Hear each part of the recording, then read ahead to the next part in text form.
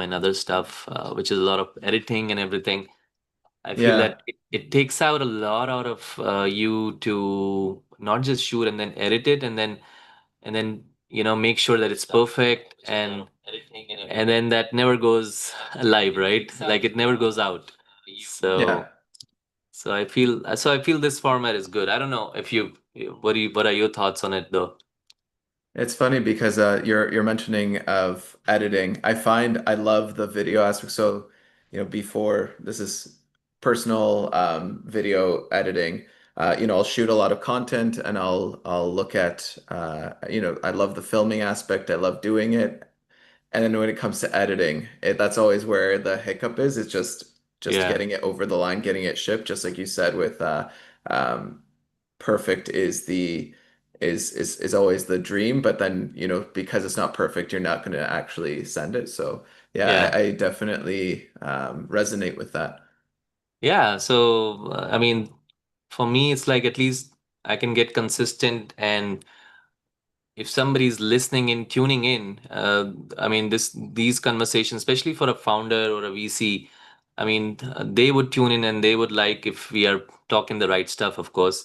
But sometimes it's not just about keep talking and talking about the work, right? It's just making it more like a living room conversation is what I try to achieve. Here comes Ashna. Hi, Hi, how are you? we are good. We just got started and we are live now. So I was like, thinking now you'll come straight into live. There's no Yeah. Okay. before There's no live preamble. moments for you. No, no. Okay, we're currently alive. We're currently streaming to YouTube. To YouTube. Okay. So we were just speaking about it, how we can keep this conversation also more, raw, authentic, as well as more like a living room conversation and not like too formal. That's at least the vibe I try to achieve, even the Okay. background behind me and everything, so that you get that vibe. Hope you're up for it. Yeah, not that it's gonna matter now, yes or no. Yeah, Ashna is Aashna, like there's no choice you have right now. You're in it. I'm in it now. Ashna is used to, some of you've been to a few of my events, so it's not a big surprise for you, I guess. No, no, not at all. Yeah. So what I'm gonna maybe pull out and maybe make you nervous, I don't know. I mean, Ashna is that person that can be nervous about at least what I can talk, right? So and David, you met me at a bar, so you cannot complain too. So I think you both asked for it. Yeah, I know what I signed up for. You know what Yeah. have you both met each other, or is the first time you're talking I to each other? haven't. This is the First first time time. Yeah. I noticed Ashna, we have a lot of mutuals. So I'm like, I feel like we run in the same circles, but we just haven't had the opportunity. I think so too, but it's such a pleasure to meet you, David. And Likewise. I've only heard wonderful things from Chetan. Oh, thanks so much. Likewise. Ditto for both. So David, when we were supposed to do our podcast on the bike, by the way, Ashna, the car nama which never happened, Hmm. remember in the car? Yeah. So just before that, Ashna, me, and a couple more people were supposed. Oh, Charles, right? Charles Byrne. Yep. He's a CTM guy. So we were supposed to do a podcast one day, and the car broke down, and that never happened. So that's when I said that I'm gonna do one with David on the bike. Hopefully, that would be a smoother ride. Yeah. How did It's So that available go? whenever you want I don't think it. I saw that anywhere. so even that hasn't happened. So even that got jinxed. Oh no, wait, what happened? How come that's been delayed? Well, at the start of we were talking about it. I think we were talked last year, maybe, and Yeah. then we said, "Oh, hey, like with the launch of our Q4 report, which was in February, I think Hmm. that's when we published our Q4 report. Um, we figured it was way too cold to be on a motorcycle and live streaming. Okay, Although I when we're was still talking riding my bikes, we're motorcycle. not talking about like pedaling then. We're talking about a motorbike here. Yes, Yeah. yeah, Motorbike. Okay. He's an yeah. avid He'd be on the biker. back. Yeah. Oh, So that's so fun. I feel like it's like a very hard hobby to get into. I feel like I would really need to like get over my nerves first.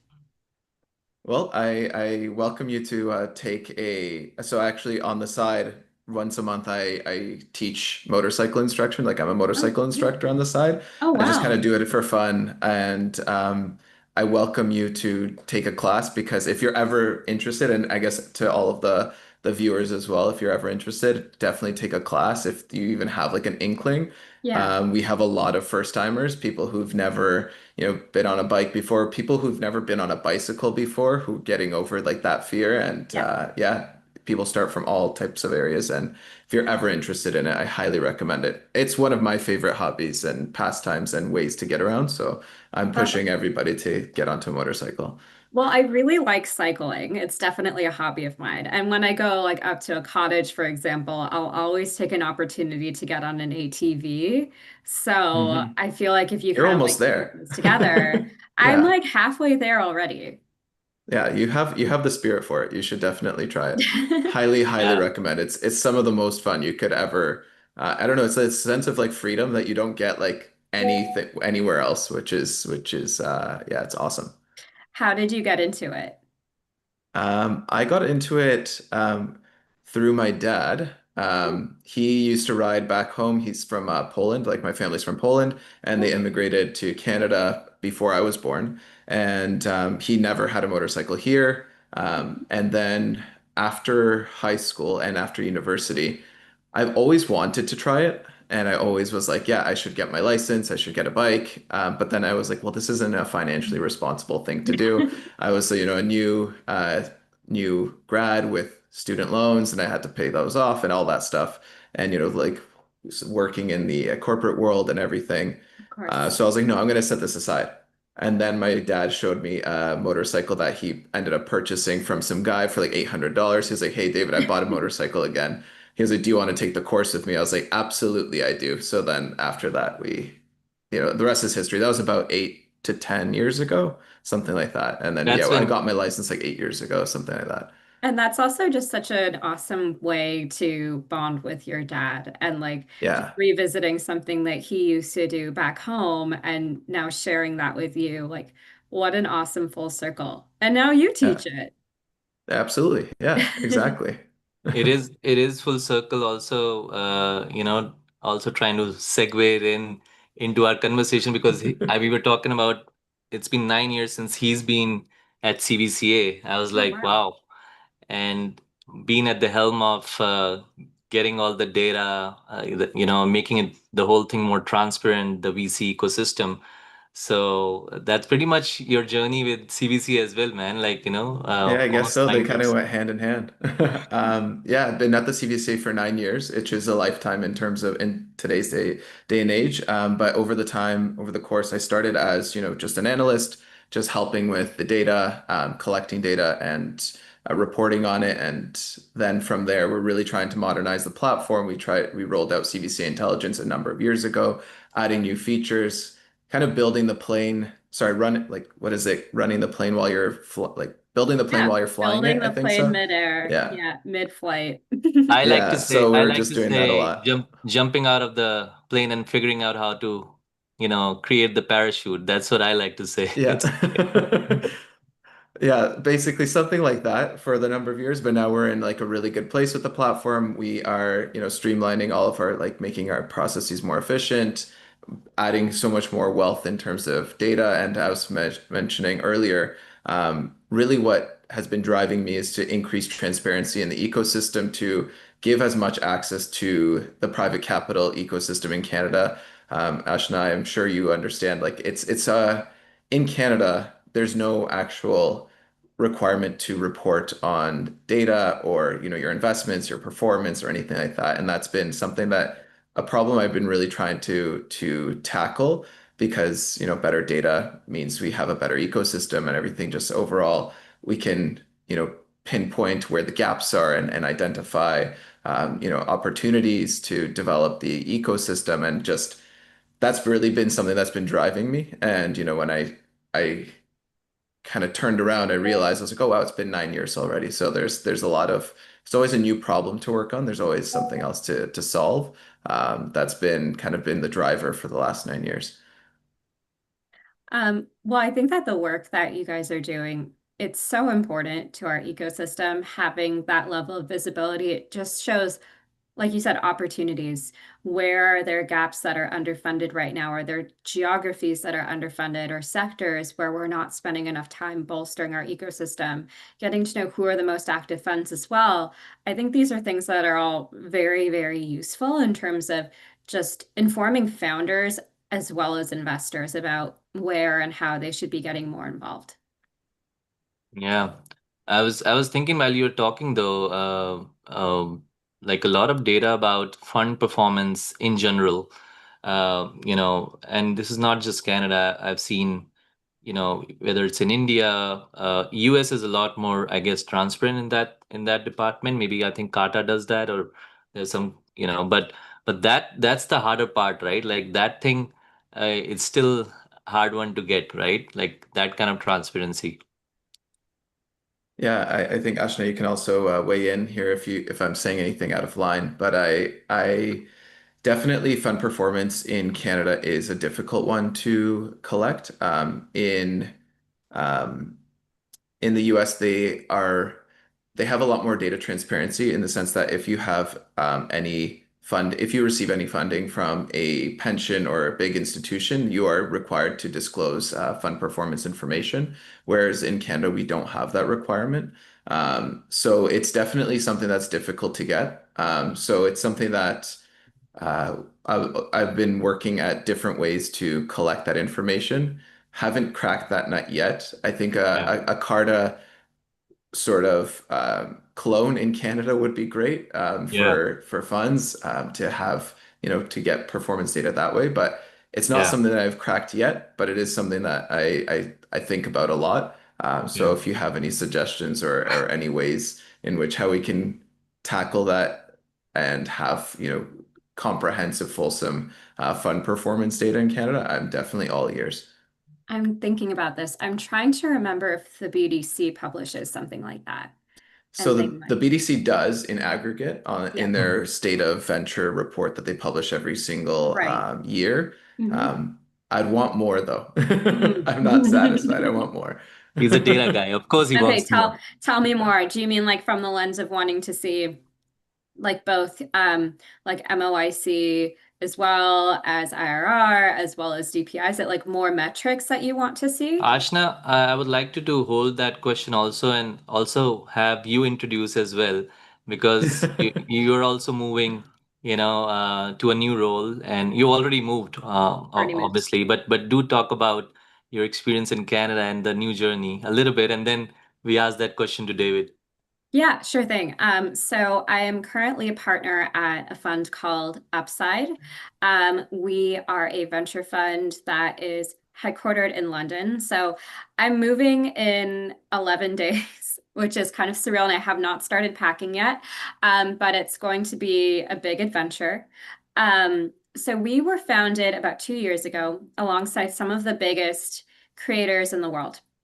And we're very, very lucky to be backed by an incredible group of creators. Think YouTubers, influencers, streamers, those sorts of folks with massive audience that are deeply engaged.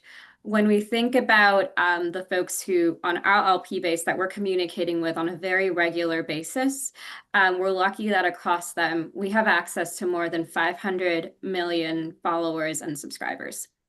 So really what we bring to the table for our founders as well as our partners and network and co-investors is distribution. Um, I'll give an example. There was a fashion tech business, which is called Hulkin. We were able to do a promotion, a collaboration with the Sidemen, which are some of our largest LPs, about 6 months ago. And after doing that, we sent that company to #1 on the UK App Store. They stayed there for a good amount of time. And we were able to get hundreds of thousands of paying subscribers, the vast majority of whom are still retained after this time.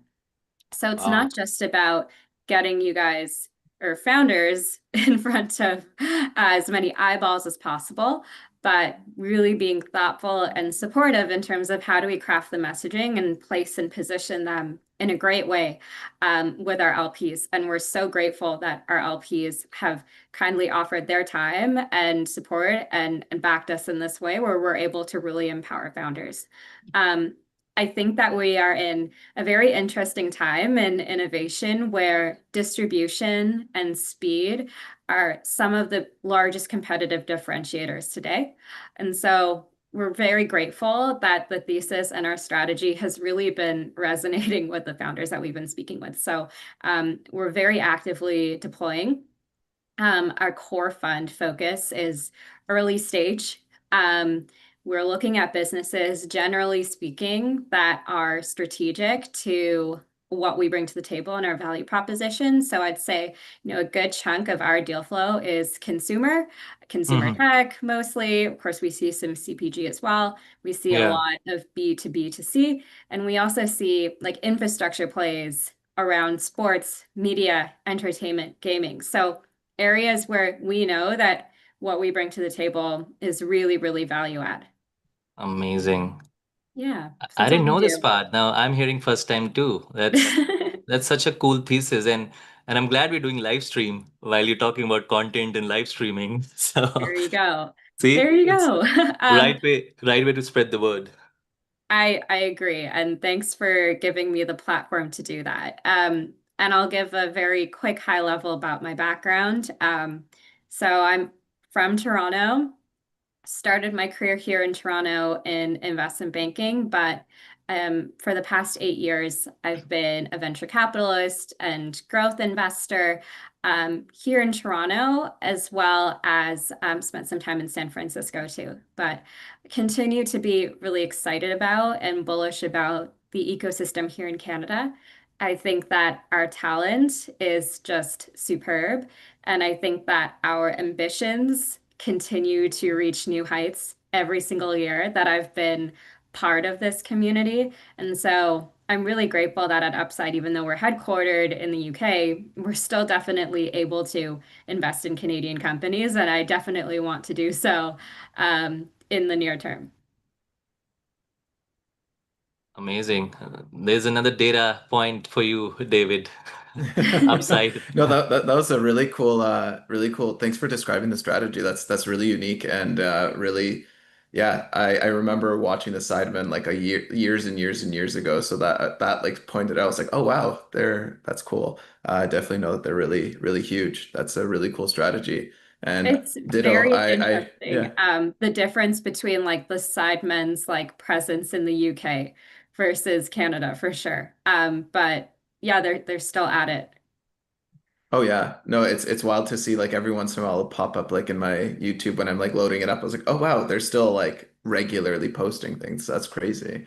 They're very consistent and Yeah. they're still doing millions of views. And I think it's been really exciting and inspiring to see the audience that they've been able to keep and retain and the relationship that they've been able to build with their audience over many years. So we see lots of founders who've said, like, I've basically grown up watching these guys, and it just brings a really different level to that relationship. Yeah, no, that it's such a cool strategy. I didn't know that about Upside, so that's really cool. So thanks for giving me that info. I also like super excited. I think the reason why I've been in this role for so long, I'm super excited about the Canadian ecosystem. Always have been, and I've met so many founders over the years.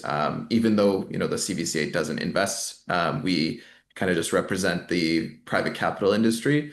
But in doing that, we are also just, kind of in the same circles. We go to similar events, and just meeting all these founders that I've seen. It's why I'm really excited still in this role and still excited about Canada, Canadian founders. So definitely that resonated with me for sure. You just feel the momentum at all times. Hmm. Yeah.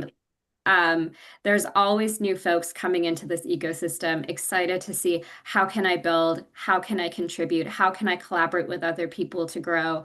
I think that all of us really have this motivation to leave Canada better than how we found it. And that bar is Yeah. pretty high because we're lucky to be in a pretty great place. So I think that there's just so much positive energy. And I think you'll hear folks in other ecosystems talking about how like venture can be competitive. In a lot of US markets, it's that way.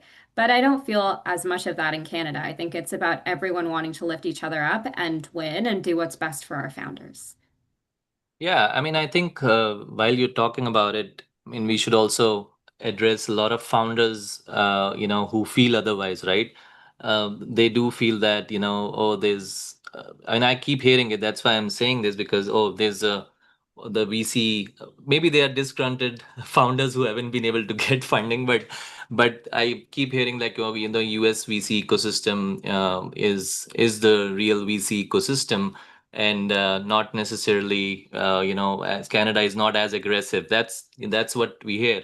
But when I hear it from VCs or people from the ecosystem, I know they've been working hard on it as well, right? So it's something that needs to be maybe communicated more, that work is being done and it's just a different ecosystem.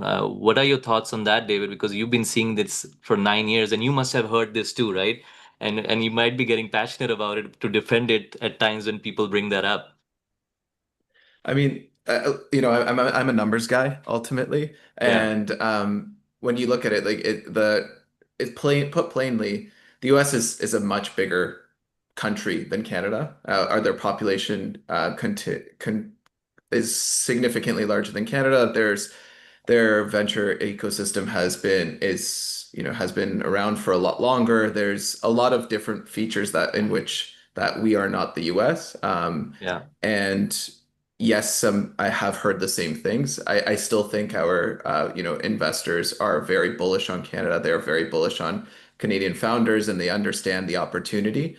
And I think the just reality is that we don't have as many venture firms, and we don't have as big of a market as the US does. So that's an easy thing for people to turn to and say, oh, let's just go to the US. But I think there's a real benefit to building in Canada, as Ashna was mentioning earlier. There's a great collaboration. There is capital available. This market has, since I've been here, so I've been here since 2017. I've seen already the market exploding to, new heights that we've never seen before, historically new highs, and it's continued to grow overall. If you take away 2021 to and 2022, we're still doing better than pre-pandemic years. We're still trending upwards overall. We see new entrants all the time in the market. We see emerging funds. So there's a lot of positive signals of what's going on in Canada. I just think, we aren't the US because we are a smaller country overall than the US. But that's not to say that, the opportunity isn't here. Because Yeah. I would disagree. I still think that there's plenty of opportunity here to build in Canada. There's plenty of the talent is here. We have, yeah, just so many number of things that we could point to that, yeah, Yeah. Canada's still a great place to build. Yeah. No, that's what we all feel. Even Ashna, said the same thing. It's just so many things to be positive about. And as you said, you have data to prove most of these things, which is good. Maybe, there should be a data on per capita funding of startup founders in a country, right? Maybe compare that to US and see maybe where we are headed. I don't know if that data already exists. Maybe we can Google it. But yeah, I mean, I think those sort of communication out can also give a lot more positive, vibes in the ecosystem. And that's what we're trying to do today. Ashna, what are your thoughts about that? You must have heard that too from founders, and what is the usual reply to that? Um, I don't think I have a great answer because I think that the ecosystem is constantly evolving, right? And so the funds that are active are constantly shifting and changing. The programs that are available for founders are also always changing too. And so I would say that you know, from being an investor here over 8 years, some years there's a lot more resources and tools available to founders than other years. Yeah, What I would say is that right now is certainly a wonderful time to build and a wonderful time to raise in Canada. I think that we have great resources from the lens of Shred and IRAP, and that's always been around. yeah, And I would say that there's a lot of great work being done in the ecosystem to create relevant programming for founders who I'm assuming the ones we're talking about are ones who are really getting their businesses off the ground. So, yeah, wonderful work being done around accelerator programs, incubators, building up great communities where people can exchange stories and notes. Chetan, I know you do an enormous amount of work around Yeah. community building. I'm going to your Mindstone event later tonight. After that, Yeah. I'm going straight to Founder Poker, which I think is such a phenomenal community where Yeah. pre-seed and seed founders get together to really exchange stories, ideas, and notes. I think one of the hardest parts about being a founder, especially if you're not building in the Bay Area where like anywhere you go, you're going to run into a founder, right? It's a very lonely career path. And it's Yeah. one that is really, really challenging to go about on your own. And so being able to just do more work where we can do more knowledge sharing across each other, have more touch points in front of each other, and take the time to do more grassroots work and have conversations with founders who've done it before and investors who've backed it before. I think all of these things will really set up founders for success. But we also Yeah. need to make sure that we are acknowledging when founders are feeling frustrated and say, how can we step in? How can we help? Like, what's not working and how can we make sure that like you are properly resourced to succeed, because we don't want anyone to feel like they're spinning their wheels trying to Hmm. scale. And so um, I think that it's a wonderful time to build and it's a wonderful time to invest as well. Good. That's a great answer. So, so a long one, but I also posted this live link on LinkedIn. So, if you don't mind going and reposting it, so people can also watch while we are talking. Um, but let's dig into the report now. I know that we are halfway through it and we keep talking, and that's why I wanted to keep it organic, uh, and keep it in a relaxed sort of environment, because if you're trying to make it jump from one to another like a time thing, the conversations are not very natural. So hope you're liking the vibe.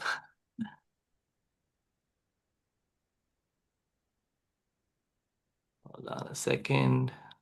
Just gonna share. Should I share the screen and take out the report? There are a few questions I posted today. Maybe we can take those first from the LinkedIn post, from the data point, and the questions that came out first to me in my mind.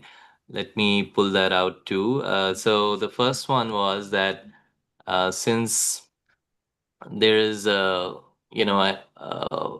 the investment is up 17%, which the data shows, but the deal count is also down. I mean, are we seeing a flight to quality, or what does that mean? I mean, David, first you and then Ashna. I think, did we lose Ashna? I'm not Oh sure. yeah, yeah, she's She may not have here. dropped off, but Let I me, can take the first stab, or if we want to just go through. yeah. Just get her You back. you can get in. I've texted her. Maybe she'll let me know.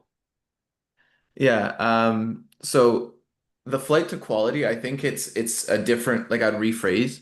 I would say it's not like a flight to, different investments or just like a safer investment. It's more just concentration. So what we're seeing is just more capital concentrated in fewer rounds. It's something that we've seen now last year as well. We saw a pullback in terms of investments, investment counts, and we just saw dollar sizes growing. And we see that in private equity as well. Typically, venture and private equity, they don't move together. They Mhm. kind of move independently from each other, what we've seen. But this year is something that we're seeing. We're seeing also more dollars invested overall in private equity, and then we're seeing with fewer deals. So it's just more of like a capital concentration. So we're seeing fewer deals being done, but for the deals Yeah, that are being done, we're seeing more capital concentrating and more intentional investing in those fewer deals. fewer deals. Yeah. And if you see this report, I'm going through the latest report, which Hmm. is on the website now.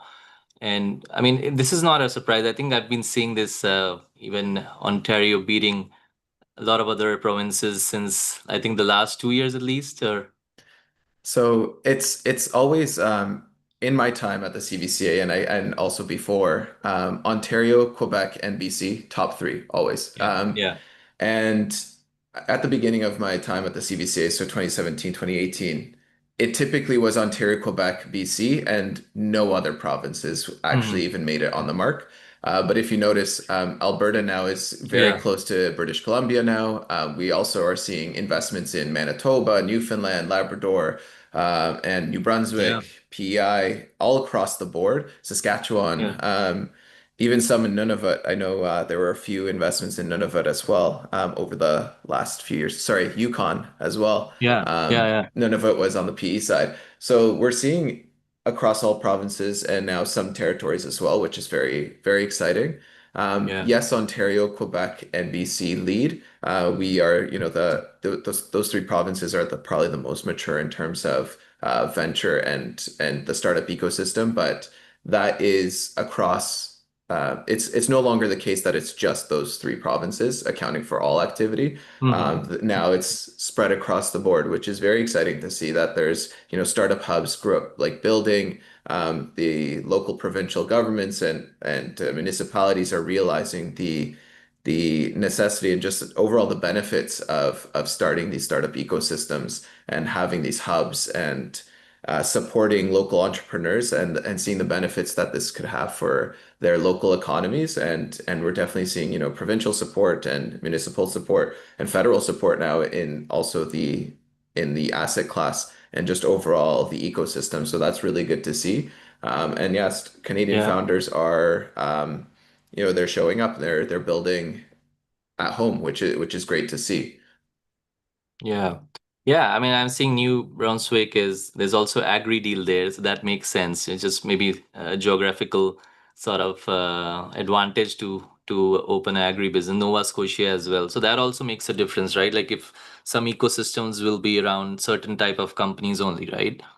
Yeah, absolutely. Like if you're on the coast, you'll probably have like a fishing tech or an ocean tech company or something like that that would be Yeah. more focused on that. Absolutely. You Yeah. I can't really mean, have that if in you landlocked Ontario. Yeah, yeah. If you see this one here, I think while you're talking about it, just thinking Mhm. out loud, it's some of these, in Quebec, is there certain kind of companies you see in certain states, or do you see that trend, like in I think terms what of? you mentioned was Mhm. fair. Like we'll see more like perhaps I wouldn't say from like Ontario and Quebec, I don't see there's Mhm. a big difference between Yeah, Ontario and Quebec companies in terms of at least types and yeah, sectors that they're focused on. But definitely when you're looking at somewhere where they're like farming is really big and where we're looking at just overall like Saskatchewan or yeah, Manitoba or on the coast as well, you'd probably see more ag tech or clean tech companies. yeah. But that's not to say that, there was still one of the biggest deals a number of years ago was Verafin, and that was a Hmm. cybersecurity company in Hmm. Newfoundland, right? So that Oh, was just a complete like, normal technology company that would normally look at and see in like Ontario, but that was in Newfoundland. So it doesn't yes, it can happen, but it's yes, there are some different companies, but I don't know if there's necessarily like where their location is necessitates what type of yeah. companies are created. Yeah, I see clean tech only in Alberta. So maybe there's some correlation there that all the deals are there. People are building clean tech, solutions there. Maybe the kind of companies, maybe there's some association. But the other thing that I was also, noticing here is that, there's also like here clean tech is actually steady growth. Life sciences is ICT as the most volatile, obviously. Like in this graph, if you see, agri has always been steady. Life sciences, everything has gone down a little though, right? That's sort of one thing that we see here. Maybe there are new categories that where companies are created. Have you seen the other category as sort of growing in terms of the deals? Um, yeah, so in terms of by sector, it's really I think just across the board, Hmm. we've seen just a decline in investments just this year. We've seen fewer investments across the board. It's it's interesting because the first half of this year, especially the first quarter, Mm-hmm. global venture investing, Mm-hmm. 57% of all global investing activity was raised by four companies, and they're Oh, all wow. in Silicon Yeah. Valley. Yeah, I And saw. they're all the I ones that read you that. can think of, Yeah. right? Yes, Yeah. yeah. So I think this year is a unique year, especially when it comes to tech investing and ICT, because I think at the beginning, especially Q1, I think investors perhaps took a pause, right? And Mm-hmm. seeing, okay, where is the money going? What's going on? And we definitely saw a drop off, and I think now we're in a new era of startup creation. Mm-hmm. So I think the next few years will be really unique to see what those four companies and the impact and how that ripple effect across the market will be interesting to see in the next, like 1 to 3 years. Yeah. Um, so definitely, yeah, but we definitely have seen steady investing across the board. But yeah, ICT typically, well, ICT had a big, huge year in Mm-hmm. 2021 Yeah. after the pandemic, things started to open up again. We saw a huge explosion of activity Yeah. where in the CVCA, we always classify anything above $50 million in Mm-hmm. Canadian venture activity um, as a mega deal. Yeah. We got to the point in 2021 where we're like, we need a new category because mega deal isn't cutting it. There's every single deal was a mega deal, not every single, but obviously that's Yeah. hyperbole. But it was a huge year. And then 2022, they still had some of the after effects of 2021. So we still saw a big influx of investment and both on deal count and dollars invested. But then when you look at 2023, we saw like a buildup in terms of capital investing up until 2025 on the ICT side. Although what we were mentioning at the start with capital concentration, we're seeing far fewer deals with similar capital raised, which is really interesting to see over the last few years, and that's what we've seen kind of across the category. Amazing. Aashna is back. Hi, Aashna. Hi. I'm so sorry. I don't know what's going on with my internet. I've been kind of cutting in and out today. And I was nervous that did I say something? What happened? Live stream, you never know, right? You never know when you're live. You never know when you live. So anyway, we were going through some of the slides and we were discussing through the report. I don't know if you have any observation yet, but I'm just gonna ask David, what's the favorite data point of his? Like he really looks forward to showing that in the report. David, what would that be in this one?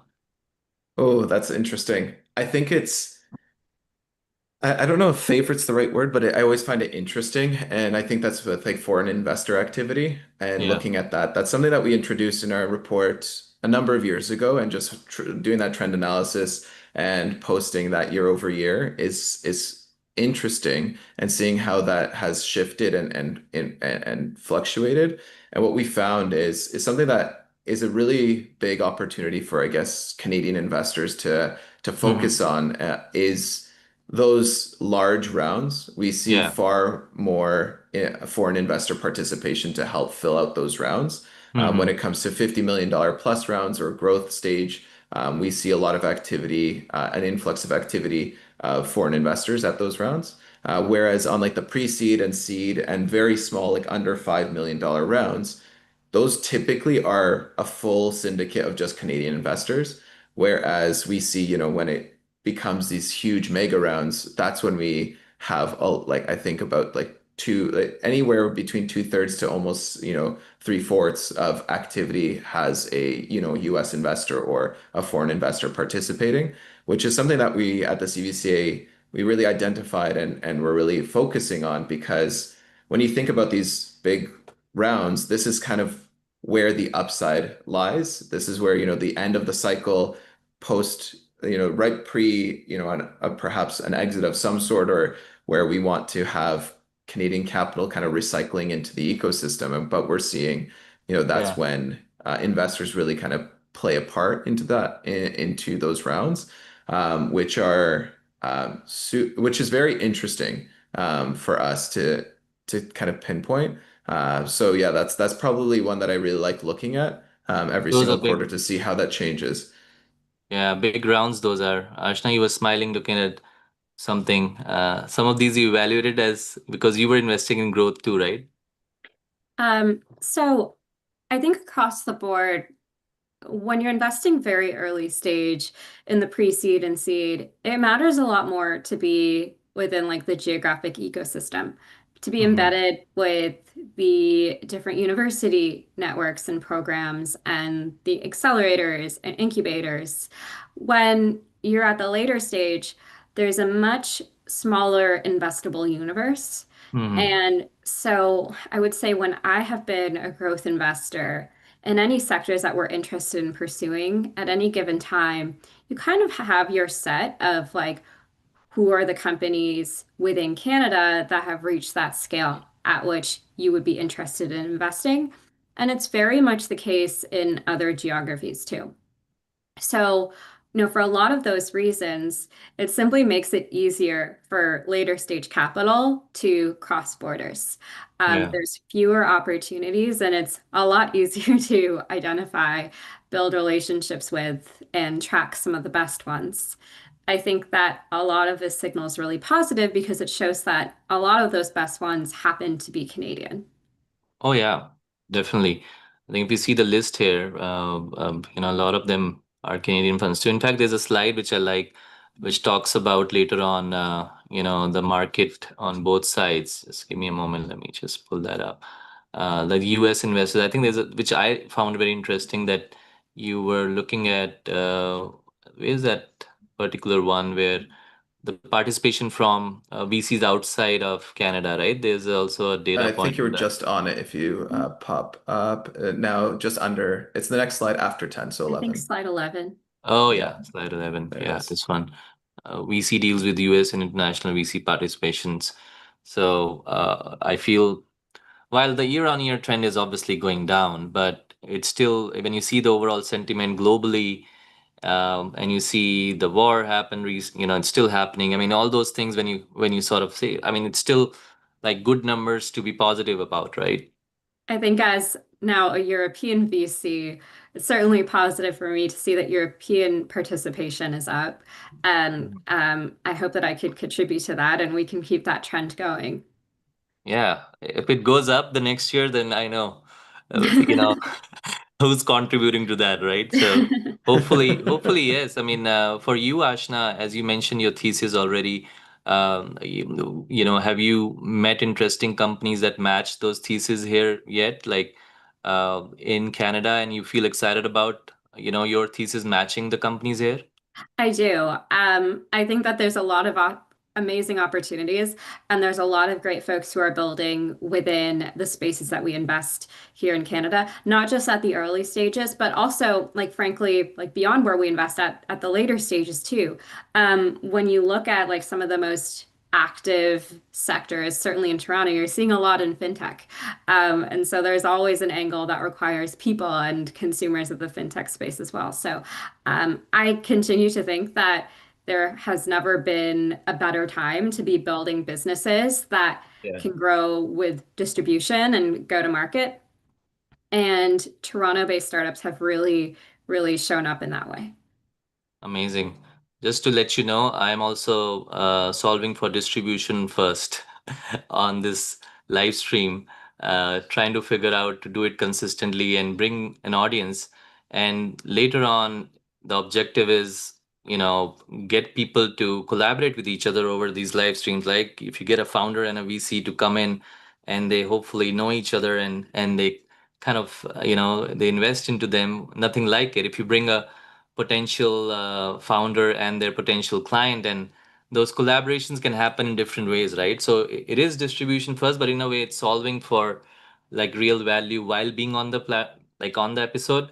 And one of the things we are doing is which is tomorrow I'm very excited about is like making cold calls while live streaming. So we're bringing a founder and a cold call specialist, and we'll make cold calls happen. So again, all these are ideas that right now are getting executed, but distribution is the key. So maybe this becomes an interesting opportunity for you to be involved. So I'm just letting the world know while live streaming here. Sounds great. Well, we can't wait to see how it goes tomorrow. Yeah, Yeah, I yeah, love the for idea of sure. cold calling. That sounds Yeah. fun. Yeah, yeah. I mean, and then tomorrow we can cold call for anybody. I mean, it can be everybody feels that cold calling is kind of not the right thing for my brand and everything. While I feel if it's done the right way, you can at least start a conversation with the right cold call, right? I mean, every founder makes a cold call to a VC at some moment, right? Just like at least trying to talk, right? So there's nothing wrong with really reaching out. I've never received a cold call from a founder Not my yet? entire life. No, I Okay. mean, certainly cold emails and LinkedIn inbounds, but never a phone call. Are you signing up for that? Maybe one of the founder I feel which matches your thesis is gonna cold call you. Will that be okay? Yeah, if I'm not in a meeting at that time, I might pick up, but if I am, I probably won't be. And as you know, I'm pretty back to back. No, no, for sure. I mean, I meant that, for VCs, maybe not, but I think for sales is the key thing. Anyway, not to digress, but coming back to the report, so there were a few data points that I waited for you, Rashna, to come back so that we can discuss and maybe take both of your thoughts on that, which I posted also in the morning. So while the, early stage funding is up 29%, I mean, just for the viewers also and founders who probably don't understand the terms that well, why is early stage funding growing while the seed is shrinking, right? Why do you think that is happening? David, first you and then Ashna. Yeah, so just for the helpful to just be helpful for the audience, we define early stage as essentially Series A and B. Like there's Yeah, still other like that falls into there, but basically Series A and B. So beyond pre-seed and seed, and really what I was mentioning earlier with what happened in Q1 globally, where four companies collected 57% of all global venture investing, which was super unique. I think that's probably why we saw like perhaps a pause in pre-seed and seed. Although I will just I guess, caution and say, this is only a first half so far. yeah, We haven't seen the full year yet, so I would caution and say, like make like a pre-seed, like I wouldn't make a big claim out of it. But it remains to be seen. But it could be that pre-seed took a pause in Q1. But we'll see kind of what the next quarters will bring for sure. But Ashna, I'm definitely curious as like an investor, what you saw on the ground. No, I think that what you're saying makes a lot of sense. I would certainly defer to you guys in terms of how you're defining and specifically bucketing what counts as pre-seed, seed, A, B. I think in general, one thing I've seen across the board is that it's never been easier to build a product, and it's never been easier to drive and set up your go-to-market functions, right? So I've certainly seen plenty of businesses that like launch, they do an angel round, and then when they're ready to do their seed, they've already passed like 10 million in ARR. So I think that the definitions that we have defined around like Series A or seed and what the thresholds are for those and what we choose to call them and the types of funds that can participate in those, I think that a lot of that is still very much in flux. yeah. Great insight. That's why Ashna we have you. Like although it's the VC perspective. Thanks for letting us know. Almost 2 o'clock. I just want to check first. How much time do you have? Can we go for another 10 minutes? Or I mean, if you have a hard stop, let me know, Ashna or I have a David. hard stop, unfortunately. Okay, okay. So, David, we can talk a few more slides if you're okay to extend for a bit. I do have a hard stop, unfortunately, as well as at two, so I do have to So we might have jump to, off. Might we have to might do a have to, part two. yeah, we can do a part two, maybe on the bike next time. So we can wrap up this one. The idea is that it was never like to have the entire report talked about in this 60 minutes. It was never the idea, but it was just to open a conversation. And there's certainly something very interesting that both of you talked, which can give a lot of positivity to the ecosystem, to the founders. Firstly, I want to take thoughts from both of you. Any closing thoughts? And then I want to close with a little spiritual thing that I do. Like I pray to the universe just to make it happen. So we'll do that and close today's session. But any quick thoughts from both of you? Aashna, I'll let you go first. Sure. Well, thanks so much for having me and David on. It's always such a pleasure. And I think both of us appreciate the opportunity to, have any dialogue with folks who are interested in chatting for any reason whatsoever. So please feel free to reach out if you're watching this and want to discuss anything around venture or tech or consumer entertainment. Happy to chat. Awesome. David. Yeah, I think for me, yeah, thank you also for having us on. I echo that as well. And also from a data perspective and transparency, if you have any thoughts about data and how we collect data, how we report on it, and how we, bucket it or anything like that, feel free to contact me. I think my contact information is on our website. And if you want to participate in any of our reports, Ashna, I'm looking at you and Upside. I don't know if you guys Count us are a in. data contributor, so I'll be sending you Happy an email after this for sure. to. But yeah, we're always trying to, deepen the wealth of data that we have and make data more transparent in Canada. So would be happy to continue that for sure. Awesome. Making data more transparent. Amazing. So, yeah, I want to wrap up with with a prayer to the universe for making this happen today. And we all are here because it's meant to happen. I feel that, there's a lot of positivity out of what we spoke today. Both Ashna and David, I want to wish them all the best and hope the universe makes it happen for them, whatever they wish to happen in the next few months. And yeah, world peace prevails. Amen. Yeah, Awesome, that works for guys. That's me. so nice. Thank you. Bye. Take Okay. care. Good chat. Bye bye. Thank you. Take care.